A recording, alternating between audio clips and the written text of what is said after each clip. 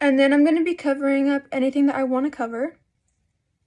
And just like before, I'm only going to be the concealer underneath my eyes alone and where I put the concealer to cover up my acne. Then I'm finally going to be doing the concealer underneath my eyes, but I'm going to be doing the acne last. I like to blend up like this. Make sure that you really get underneath your bottom eyelid or else it's going to crease. So really try to smooth it out. Next I'm going to be using the OS setting powder in the shade Translucent.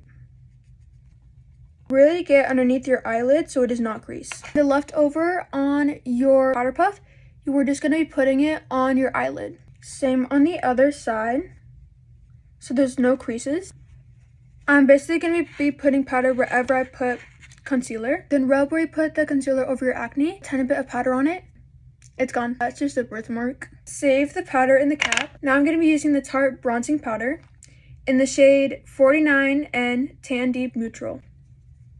Don't worry if you mess up because we're going to be fixing that, and just brush it. Then any extra powder on here, you're just going to be shaping your nose in a button way again. Make sure to try to blend it down your neck. Then get your powdered blush, and this is from MAC in the shade Happy Go Rosy. And then just dab it on. Go up with it like that. Then put the extra on your nose and chin and forehead. Get the fluffy brush again and just powder your face with it to make sure everything's all locked in and to powder away any extra product. Make sure to keep any extra powder in here too. Then get some powdered highlighter. This is from Ulta Beauty in the shade Yellow Diamond. Put some on the tip of your nose and in the corner of your eye, on your lip, tiny bit on your chin, tiny bit on your forehead. Now time for the lip combo you've all been waiting for. Wipe off the extra Vaseline on your lips and then grab your lip liner. This is from MAC in the shade Whirl. You're going to go right above your natural lip line and then connect it to your inner corner.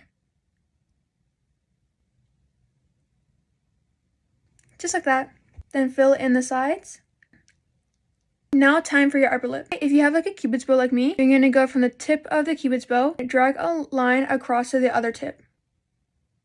Bring it down to your inner corner like that. Like that. Then you're going to be grabbing your other lip liner. This is from Smashbox in the shade Gam. I'm going to lightly trace this over where I put the original lip liner.